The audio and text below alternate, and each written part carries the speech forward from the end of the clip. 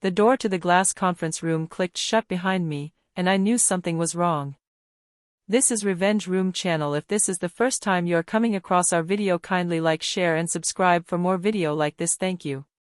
Victor Hale, our CEO, sat across the table with his hands folded in front of him. Two men in dark suits flanked him. Beside them sat Pauline from HR, staring at the surface like she couldn't meet my eyes. "Naomi," Victor said. "Please sit down." I sat. He slid a single sheet of paper across the table.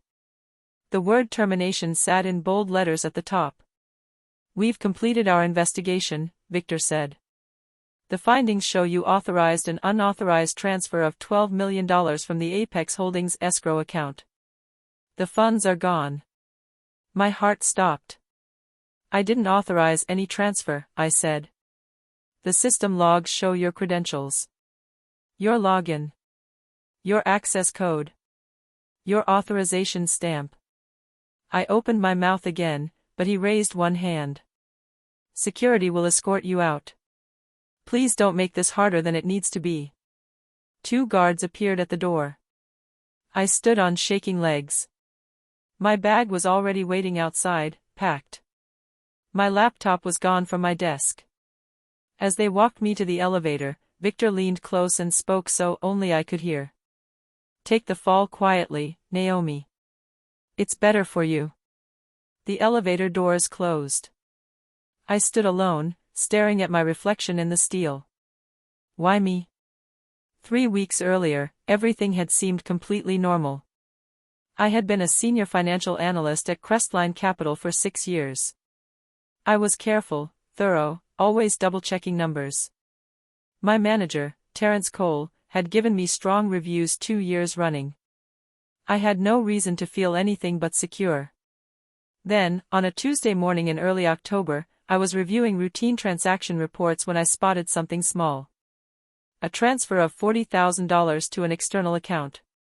The reference code looked legitimate, but the destination wasn't on our approved vendor list. I flagged it and sent Terence a note. His reply came back within 20 minutes. "Not a concern. Leave it alone." I almost did. But something about that reply bothered me. He hadn't explained it. He hadn't named the account. He had just told me to stop. So I looked again. The $40,000 wasn't alone.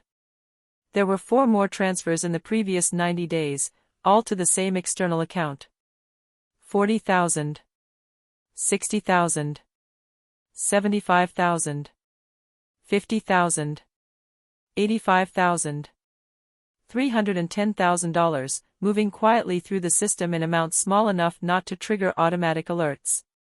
I printed the records and locked them in my desk drawer. Something in my gut told me this was far bigger than a bookkeeping error. 2 weeks before I was fired, I was invited to a meeting I had no business attending.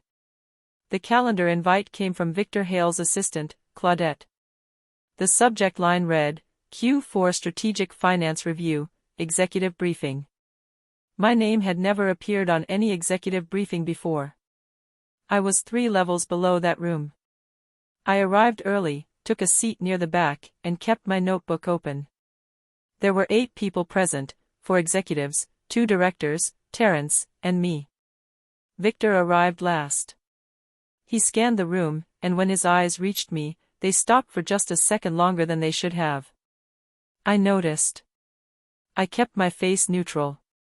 The meeting moved through revenue projections and quarterly targets. Then someone raised the Apex Holdings account. "We're on track," said Brendan Walsh, our CFO, without looking up from his tablet. "Actually," I said, before I could stop myself, "I've noticed some inconsistencies in the disbursement records for that account over the past quarter." The room went quiet. Not the thoughtful kind. The uncomfortable kind, the kind where someone has said something they weren't supposed to say. Victor looked at me steadily.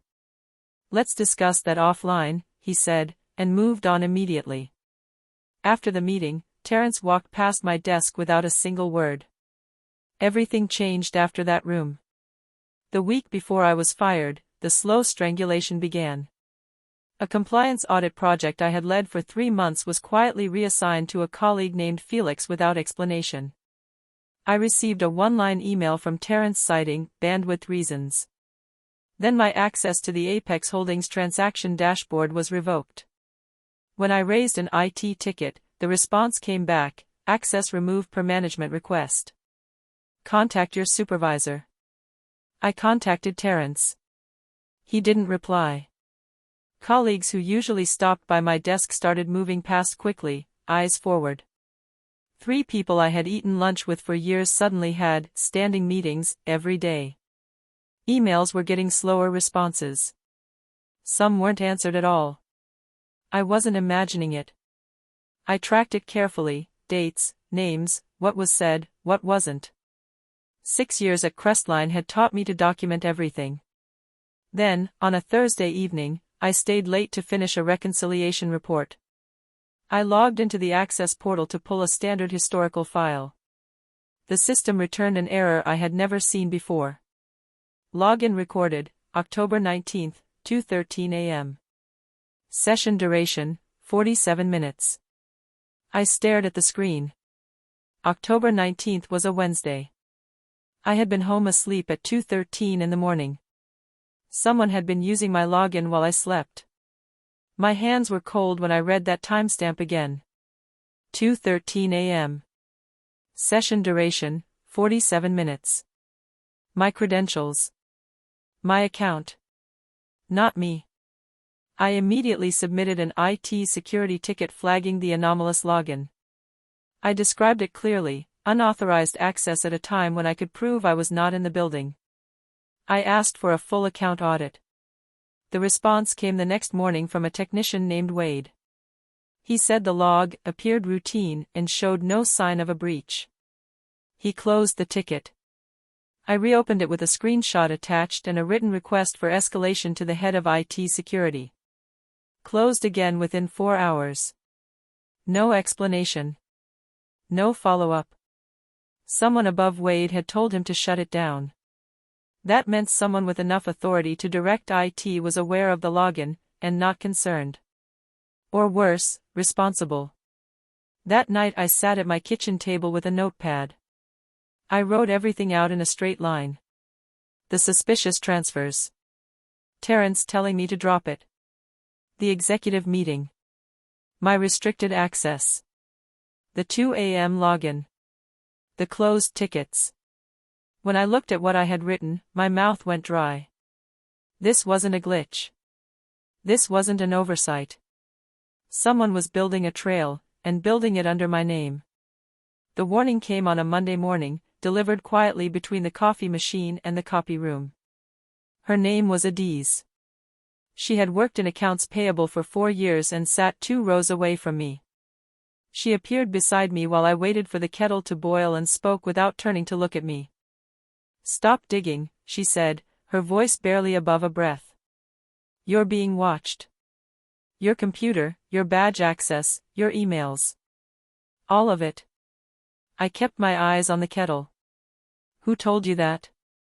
I asked quietly. "I can't say. Just, please. Stop before it gets worse."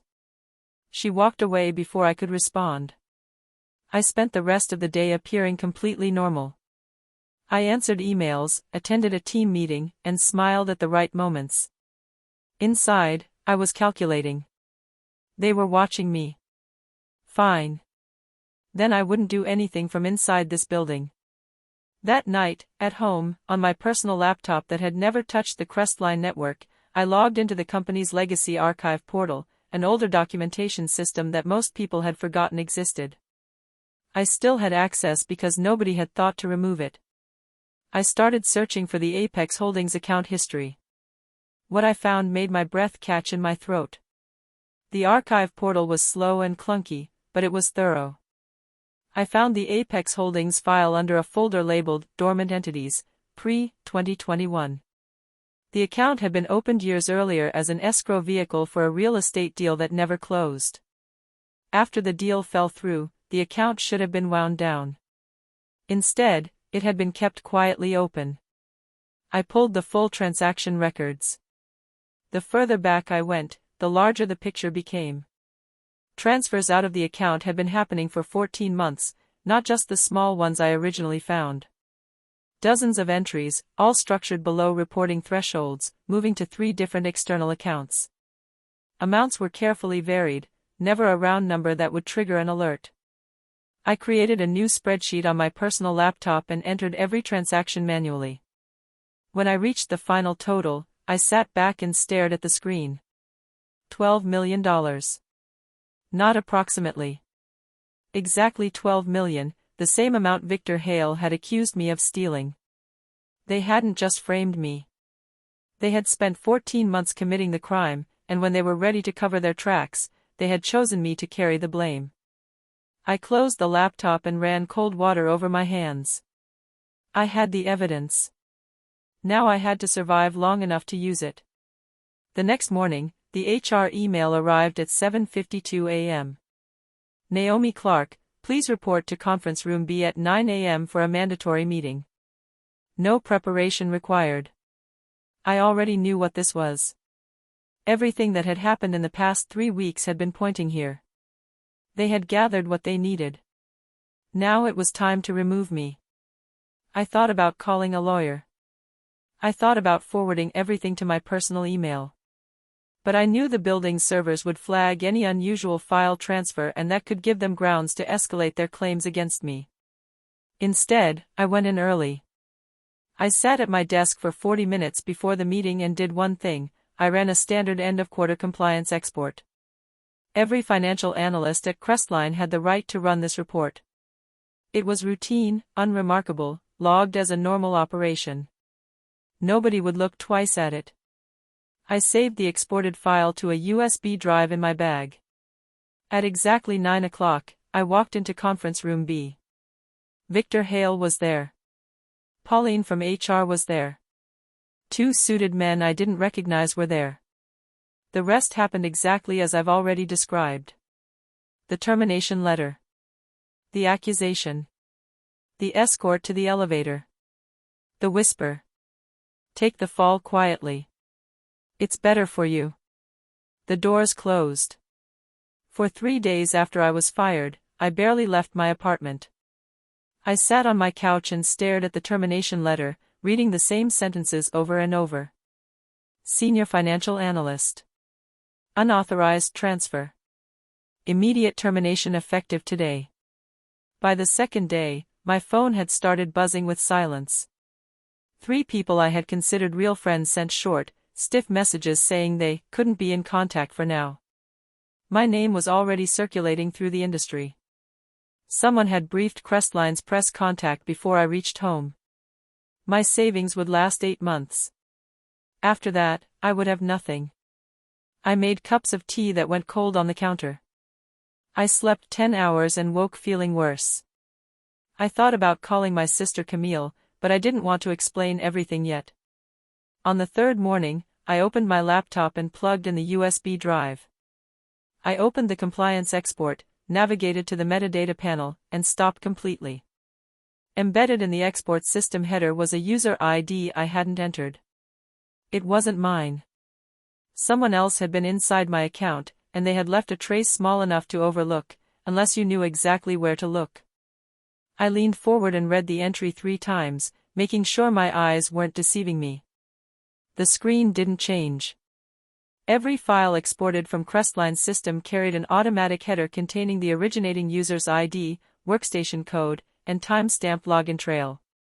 It was a compliance feature built into the system years ago. Most people never opened the raw file header. I knew it existed because I had helped design the export template 4 years earlier. The user ID in the header matched the 2:13 a.m. session from my access log. Someone had used my credentials that night, run a transaction series, and moved through other parts of the system. The export I ran on my final morning had automatically picked up the trailing metadata from the most recent session under my account, and that session had not been mine. The workstation code was the key. Every computer at Crestline carried a unique code tied to its physical location. The code in the header didn't match my desk. I cross-referenced it with an internal floor plan I had saved during a facilities project 2 years earlier. The workstation was on the 6th floor. The 6th floor was where the C-suite offices were located. I zoomed in on the floor plan, reading the desk assignment next to that specific workstation code. My hands went still. The name attached to that desk stopped my heart completely. It was Victor Hale. His workstation code. His machine. His physical location in the building at 2:13 a.m. He had logged into the system using my credentials from his own office, carried out the final transaction series, the ones that pushed the total to exactly $12 million, and signed everything with my name. I sat very still for a long time. Victor Hale was not a reckless man.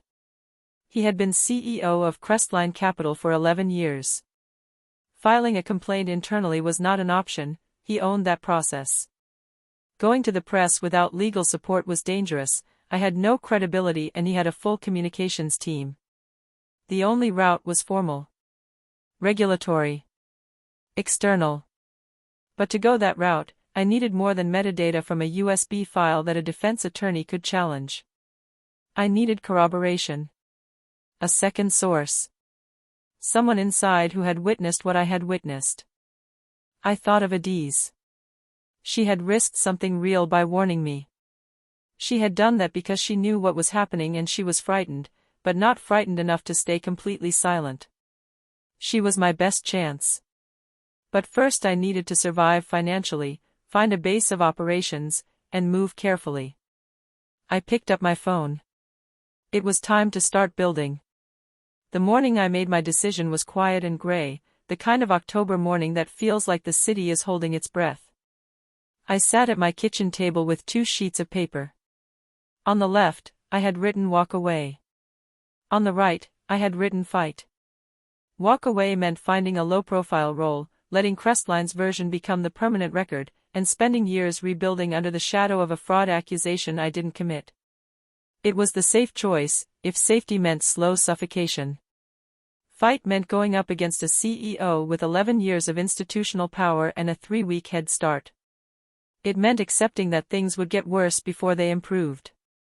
It meant doing everything, every single step, correctly, because one mistake would hand them exactly what they needed to end this permanently.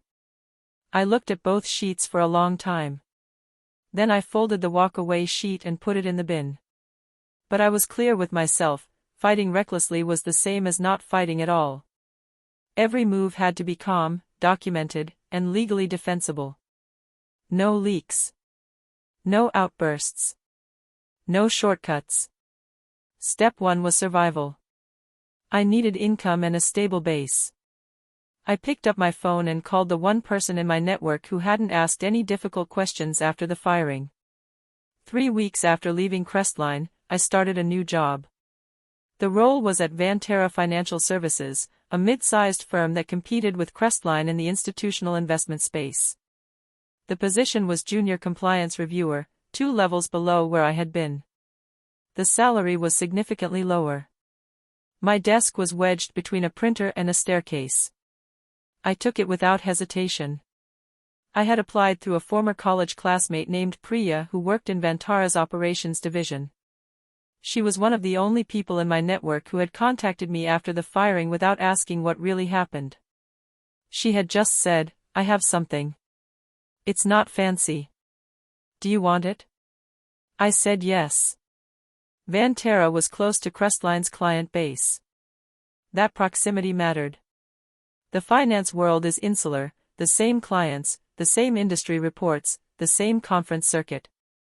If irregularities were spreading beyond Crestline's walls, evidence would appear in comparative data. On my 3rd day, I was reviewing a cross-sector compliance summary when something made me stop. A pattern across 2 separate client portfolios. Similar to what I had seen before. Not identical, but structurally familiar. The timing of certain transactions. The way specific entries were categorized. I closed the file and sat quietly at my desk. This was bigger than I had thought. Over the next 2 weeks, I reviewed every industry compliance summary and cross-sector audit report accessible through Vantara standard data subscriptions. I knew exactly what I was looking for, the same structural pattern from Crestline's Apex Holdings account. Transfers fragmented below reporting thresholds. Dormant entities kept quietly open. Reclassified disbursements buried inside legitimate-looking line items.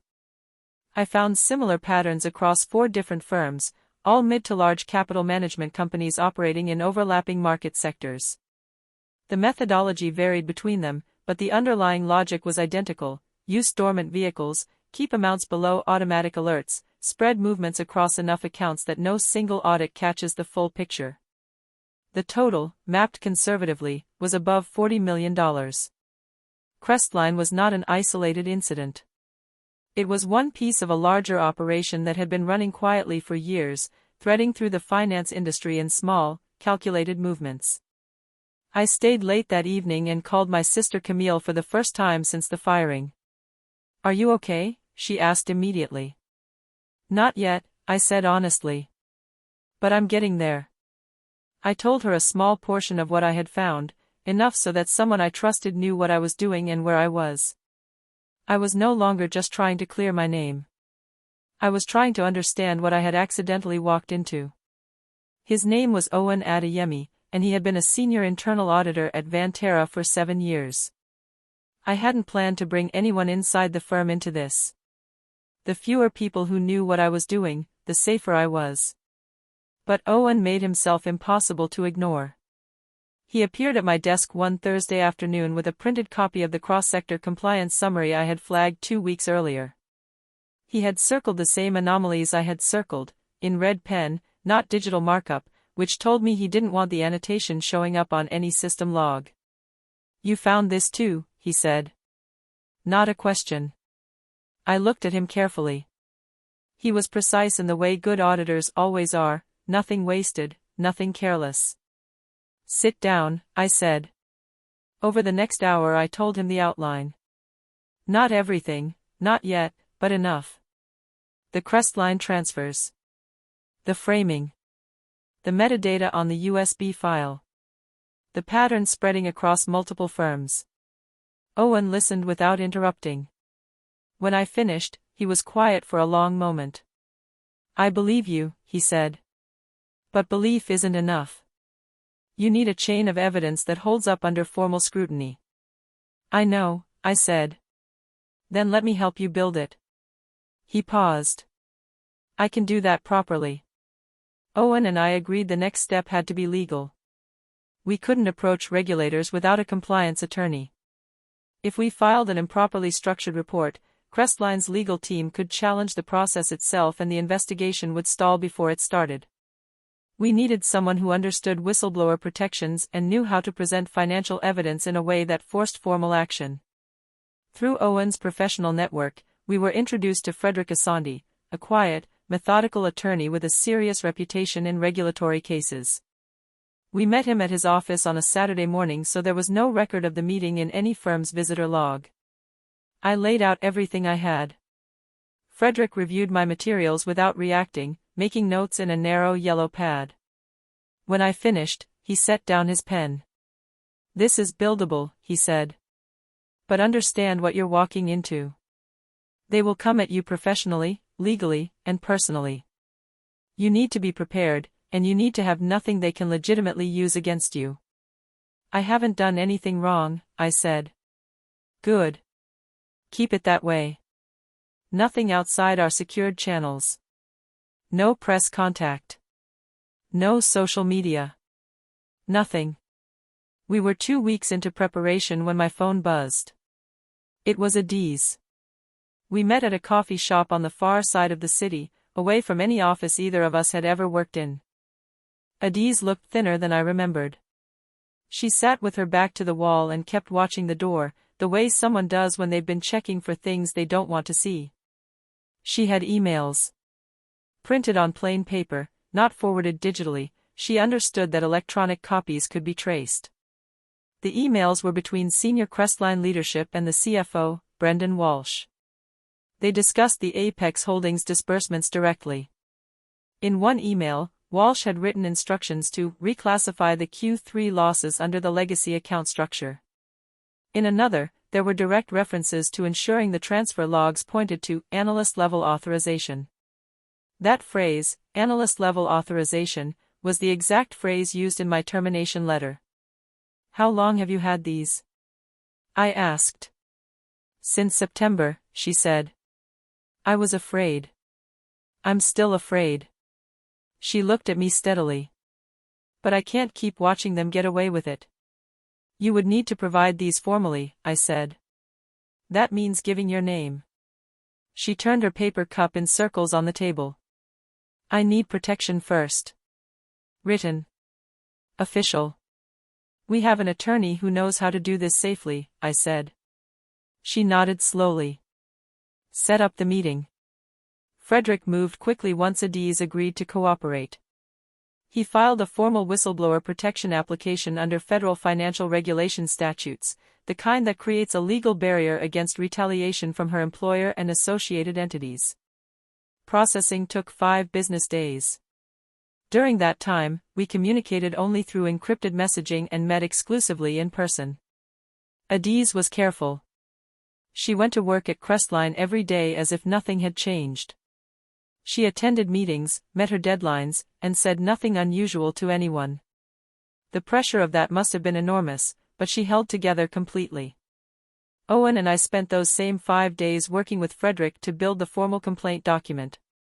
It was 63 pages when we finished, containing the original flag transfers, the IT access logs, the USB metadata, the cross-sector pattern analysis Owen had formalized, and Adiz's printed emails with full chain of custody documentation. The complaint named Victor Hale and Brendan Walsh directly. On the day Adiz's protection order was confirmed, we held a final review. Frederick made 3 small clarifications. This is as solid as I've seen at this stage, he said.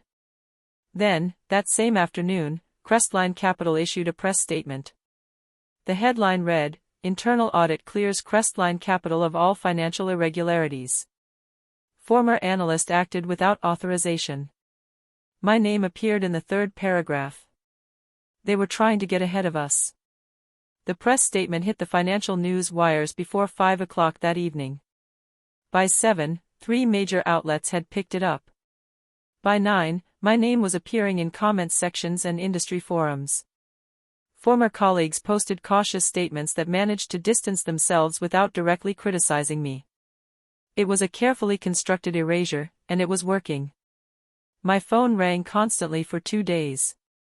I answered none of the unknown numbers. A journalist left 2 voicemails asking for my side of the story. Frederick had been clear, no interviews, no comments, no press engagement before we filed. I sat in my apartment on the 2nd evening, reading the coverage. One piece described me as the analyst at the center of Crestline's scandal. Another quoted an anonymous source inside the firm saying I had shown signs of instability before the incident. I read that sentence twice and closed the laptop. They weren't just covering up what they had done. They were poisoning the well, making it impossible for anyone to take me seriously when the truth came out. Late that night, when the apartment was quiet and the weight of everything pressed down, I thought about backing down, just for a moment. Then I remembered the phrase from Adiz's email. Shifted under her credentials. She's replaceable. I opened the laptop again. On a Tuesday morning in January, Frederick filed our formal complaint with the Financial Industry Regulatory Authority and the Securities and Exchange Commission simultaneously. The complaint was 63 pages, supported by 412 pages of attachments. It named Victor Hale and Brendan Walsh. It outlined the 14-month transfer operation. It documented the 2 a.m. session matched to Victor's workstation. It included the cross-sector pattern analysis and Adiz's emails with full chain of custody records. Frederick had briefed us on what to expect. The agencies would conduct a preliminary review before deciding whether to open a formal investigation. During that window, Crestline would likely receive a notification letter, prompting a response. The response came in 4 days. Victor Hale sent a letter, not through the company's legal team, but through his personal attorney, a high-profile litigator named Hammond Cartwright. The letter was addressed to Frederick's office but copied to every regulatory contact listed in our complaint. It was a show of force. Victor was signaling that he had resources and was not afraid to use them. Frederick called me that evening. He responded personally, I said. What does that tell you? It tells me he's worried, Frederick said. Calm people send their company lawyers. Worried people send their personal ones. For the first time in months, I allowed myself a small, careful feeling of hope. The legal threat letter arrived on a Friday afternoon.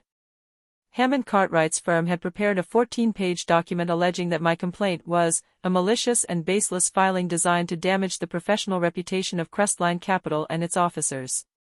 It threatened a countersuit for defamation, tortious interference, and misappropriation of proprietary financial data, referring to the compliance export I had made on my last morning at the firm.